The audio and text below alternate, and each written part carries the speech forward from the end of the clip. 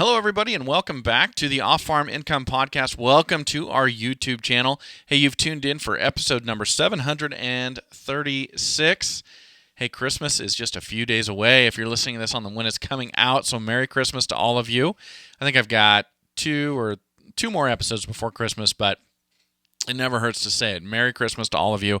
So happy to be here. Well, today I get to introduce our new sponsor, and that, of course, is Lacrosse Footwear. I am going to be speaking with Nicole Orr, who is the Senior Marketing Manager for Lacrosse Brands, and I will tell you what, I am so thrilled in this partnership, so thrilled to have this great American brand as a sponsor of the show, a brand that I was already using, already loving before the possibility of this happening ever came about, that we are going to talk about this partnership. We're going to talk about lacrosse, take a deep dive into the brand and the company history, going all the way back to the 19th century, everybody. Can you believe that?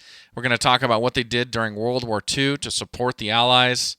Just an incredible story, and what they're doing today to support agriculture and to support the FFA. Super excited to have this partnership and super excited to be able to have Nicole on as our special guest today. Let's get it started right now. Nicole, welcome to the show. Thank you for coming on. Thank you, Matt. It's great to be here. Well, you know what? I am thrilled that you are here, and I need to take a second just to say thank you to you, and I want to say thank you on behalf of the listeners to the show as well.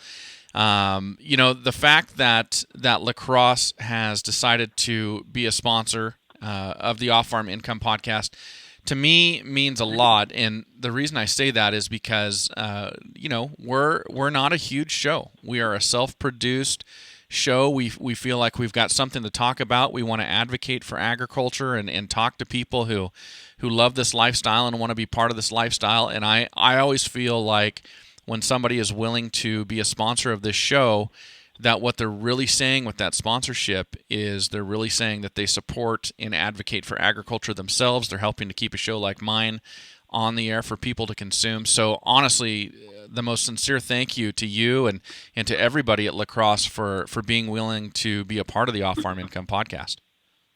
You bet. We are honored to partner with you and really appreciate what you're doing for the agriculture community, for FFA, and the folks that wear boots for farming. I mean, there are no harder working folks out there. There are not days off.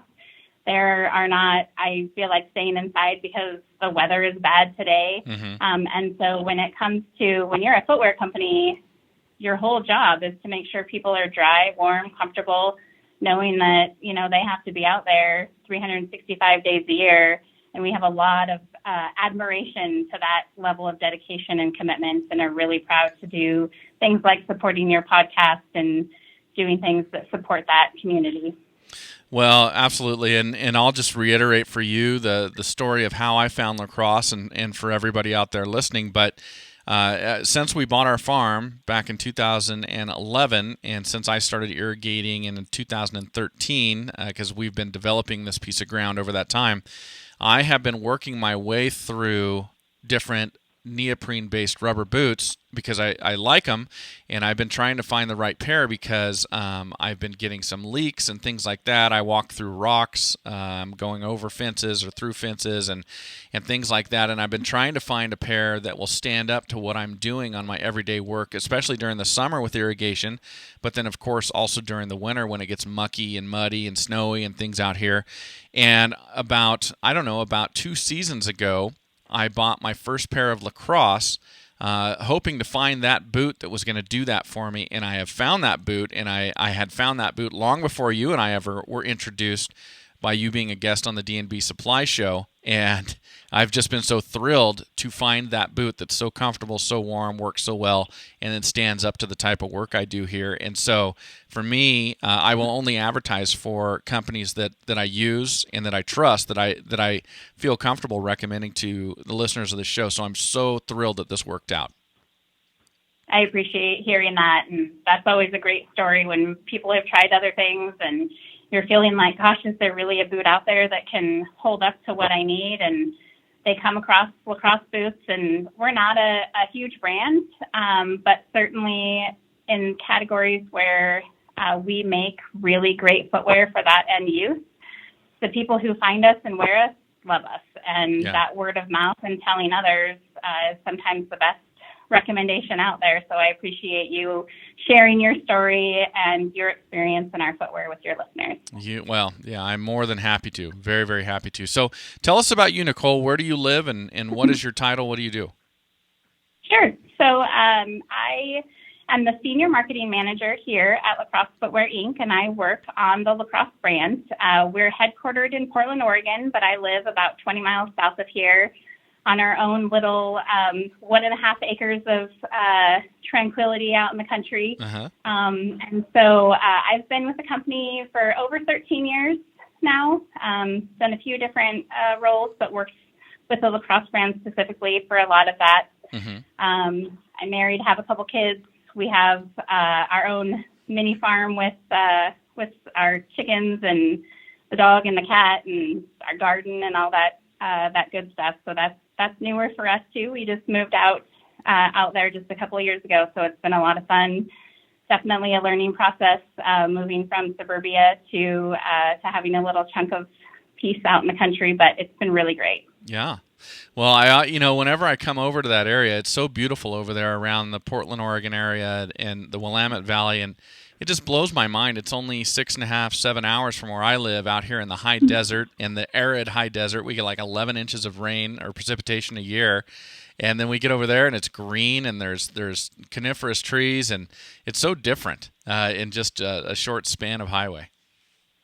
Very different. Yeah, my parents live over south of Bend, and so there's that point when you drive over the mountain range in either direction where it's a definite change in the environment. But it is beautiful here. It is very green. You kind of have to put up with a lot of rain in order to have the greenery, but it really is a beautiful place to live. All right. Well, we should clarify lacrosse's history. It did not begin even last century, and it did not begin in Oregon. Can you tell us a little bit of that story? Absolutely. So Lacrosse Footwear was actually founded in 1897 in La Crosse, Wisconsin, and so that's where the name lacrosse comes from. We actually started as the Lacrosse Rubber Mills Company and started out making rubber horseshoes, of all things. Evolved there into making some other rubber-coated goods, got into footwear, building gymnasium and yachting shoes, and continued to build on that. When World War II came around, that's when we really got into boots and building Arctic overshoes and jungle footwear for the soldiers. And when the war ended, we were able to hire a lot of those soldiers back when they came back from the war, and I think that was really the start of our introduction into building work footwear. You know, you think about the rugged terrain and all of the things that they had to endure. They came back with some really great feedback and helped us to start to develop that line of boots that were really made for work applications. You know, that's such a great part of your story. I love the fact that it goes back to the 19th century, to the beginning. The World War II aspect, and I admittedly I don't know what you would call me. I'm certainly not as well versed or as well read on World War II as somebody that you would call an aficionado or something like that, but I definitely am very interested. I do read quite a bit, and am always, I will just consume as much information as I can when it's available. And one of the aspects, there's so many fascinating aspects of that time in our nation's history and what our country and what the rest of the world was able to do, especially or I should say exclusively considering the Allied powers. But one of the parts of the story that is so phenomenal to me is what the United States of America did and what industry did in terms of switching what they were manufacturing and just totally retooling their assembly lines, retooling their manufacturing floors, and putting everything towards the war effort and coming together with everybody. It wasn't just individuals, but it was corporations too, that all were behind the war effort and dealing with what was going on during World War II. It's a really interesting part of your history. I absolutely agree. I too really enjoy reading books about World War II, and I think, you know, not having been alive then and being able to experience that, I think about what our country looked like after 9/11 and how people rallied together and how that was exponentially more during World War II and how people we're working together for that common good. And you're right, businesses totally changing their model to support the war, and lacrosse being no different. We were not making anything like that before that need arose, and really rallied and built boots that soldiers needed so they could stay safe and protected out in the field. Yeah, absolutely. Well, so let's talk about ag. Let's talk about agriculture and farming. So what's driving your interest? Why am I so lucky to have Lacrosse as a sponsor of this show? I think there's a few things that you can look at. With our brand, we really hold near and dear a lot of values that align with the agriculture community, with the hunting community, a deep respect for the land, appreciating the value of hard work, commitment, dedication. I think for us, there's also the aspect of everybody has to eat, and that food has to come from somewhere.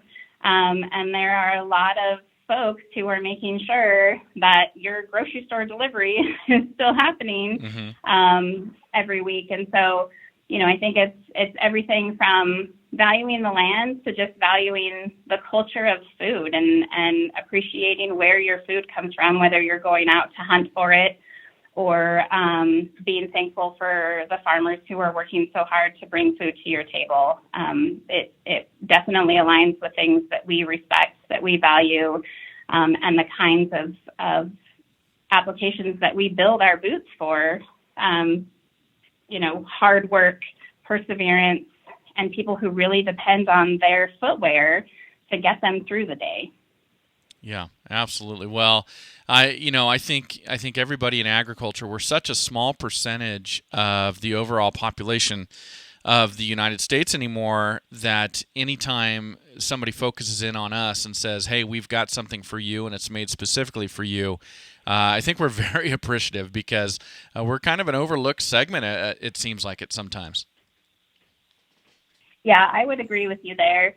And, you would be foolish to not acknowledge a lot of the hard things that are going on with farmers, whether it's droughts, whether it's the dairy industry, and so I think anything we can do to help support the community, to support the future of agriculture, which is why we also support FFA, and just looking for ways that we can rally around and say, hey, we're here for you. We're going to continue to build great footwear for you, so that's one less thing you have to worry about, because in a lot of ways it feels like, unfortunately, farmers maybe don't have the support that they should have, because they're such a smaller piece of the demographic.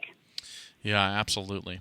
Well, so you mentioned the FFA. The FFA is obviously a huge part of this show, a huge part of my story, and a huge part of what I get to do and how I get to interact with people in agriculture and farming all around the country.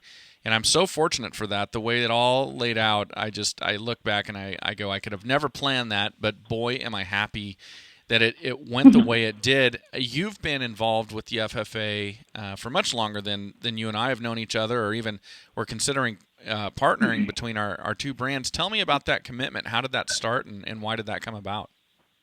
Sure. So, I think when you look at areas that are really important to us and our brand, in both hunting and agriculture, there is a sense of what does the future look like, and how can we support youth getting into these two areas? And FFA is such a great organization, both just for the agriculture aspect, but also just helping these kids become leaders in the world. And hopefully they go on to do great things in ag, and if not, they're going to do great things in the world. And that was really something that we thought was important and something that we wanted to get behind. And so it's been about 4 years now. We partnered with the National FFA. We sponsor 15 scholarships every year, and the application is open for those now. So if anybody's listening that knows kids who need scholarships, we're pretty liberal with the requirements to apply for those lacrosse scholarships. So I'd definitely encourage you to check those out. And then also we sponsor 100 jackets with the Give the Gift of Blue program. Mm-hmm. So for those kids who can't afford to purchase their own blue jacket, knowing how important it is for them to belong and have that symbol of FFA, we're really proud to sponsor those jackets as well. Yeah, that is great. You know, that jacket, not only is it a requirement, but it is a symbol, and it's unbelievable when you go to the national convention. Have you been to the national convention for FFA, Nicole? Unfortunately, I have not been able to go yet because for the last few years it coincides with our annual sales meeting, which I'm also required to be at. But I have attended the Oregon State Convention for the last few years. Well, one of these days you'll have to talk them into having that meeting in Indianapolis so you can go. It is right. It is a life-altering experience. It is an unbelievable thing to see, 60 to 70,000 FFA students all going around, all totally unified with that jacket together, and to see how well-behaved, how talented, how well-spoken, how enthusiastic they are. It's an unbelievable experience, but that jacket just ties everybody together, and I've never seen an organization that can pull that many people together and unify them the way that FFA does. It's really an incredible experience.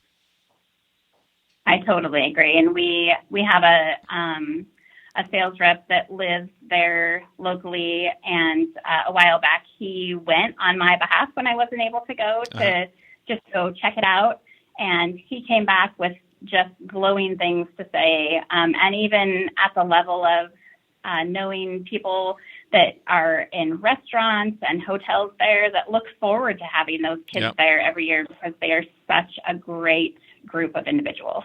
I had the identical experience the first time I went. We were in and out of the Bankers Life Fieldhouse the entire time, and they have elevator operators in there, which are generally retired folks who are working part-time, and I had more than one elevator operator comment on just how polite and well-mannered all the FFA students were, and they were just blown away by it. So yeah, I've got a second affirmation of that as well. That's definitely part of it.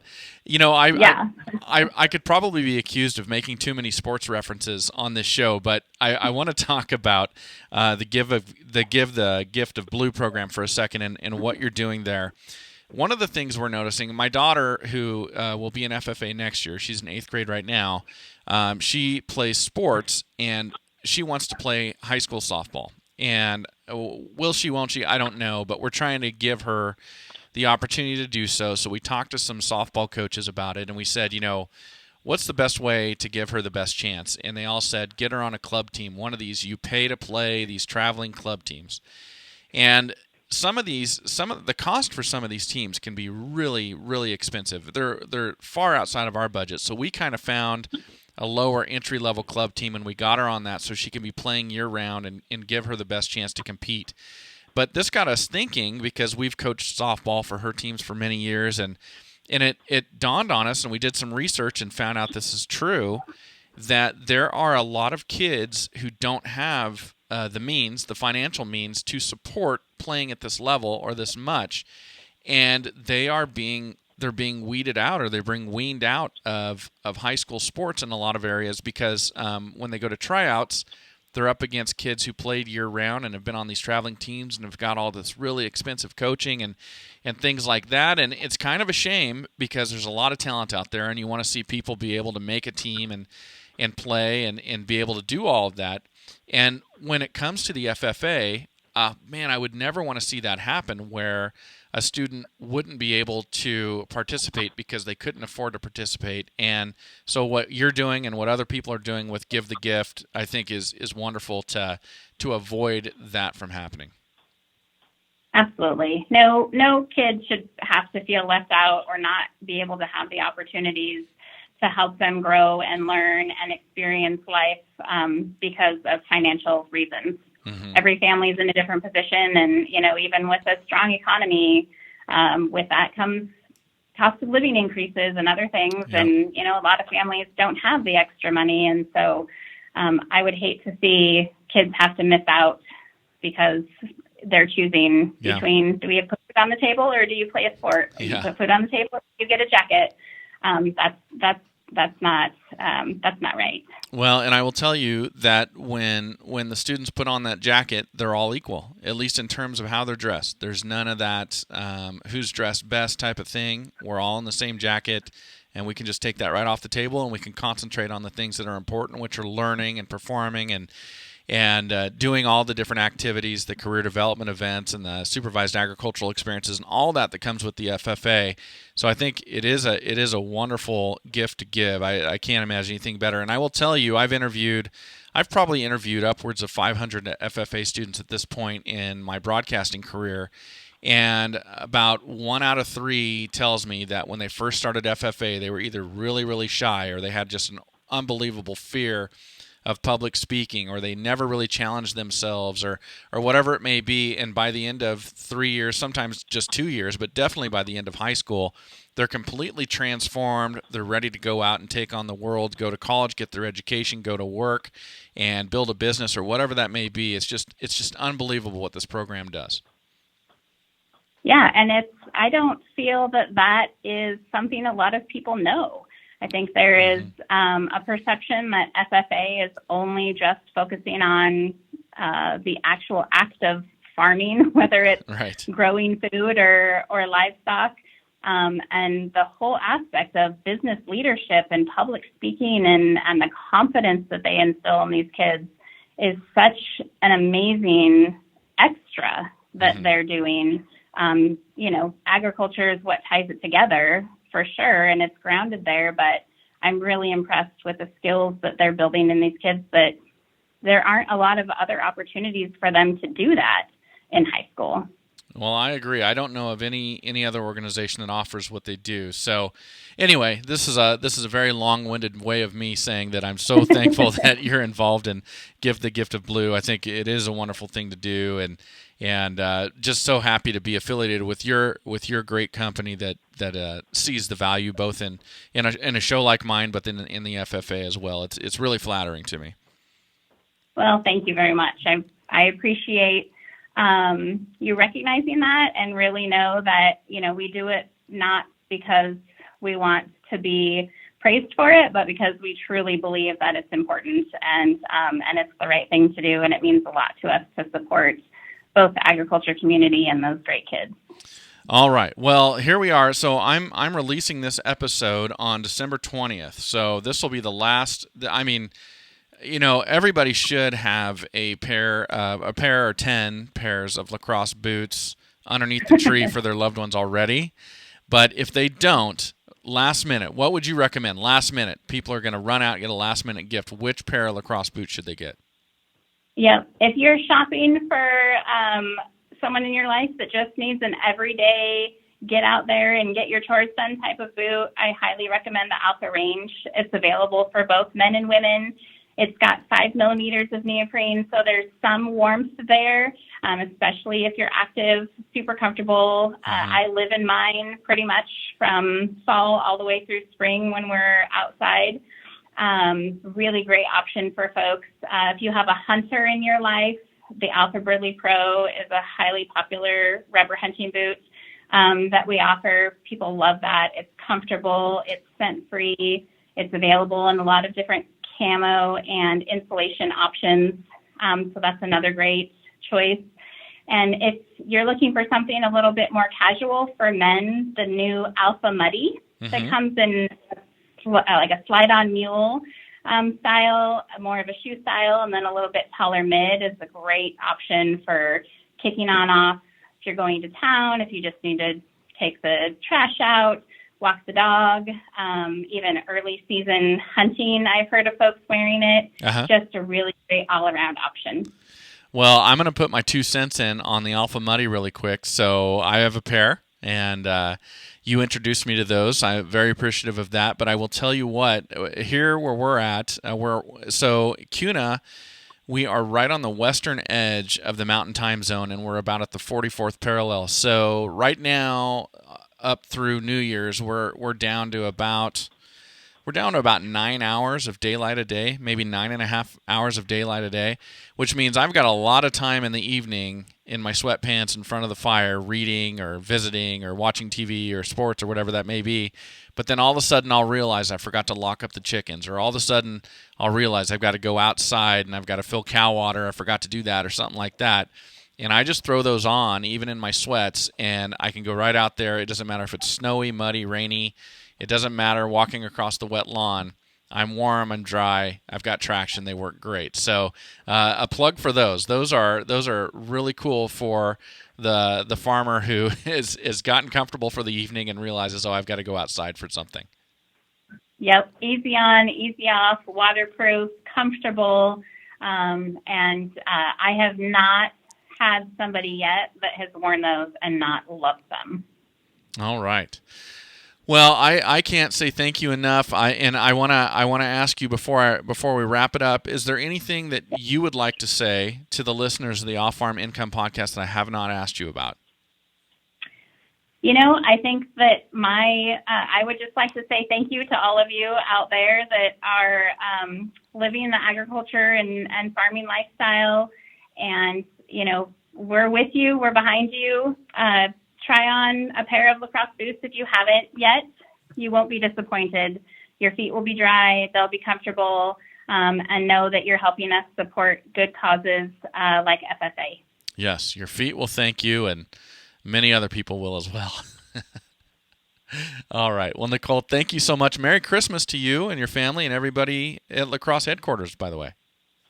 Merry Christmas to you and yours and all your listeners out there, too. I hope you all have a wonderful holiday. Well, thank you for being here, everybody. Merry Christmas to all of you. And as always, enjoy your journey to the ultimate lifestyle business, agriculture.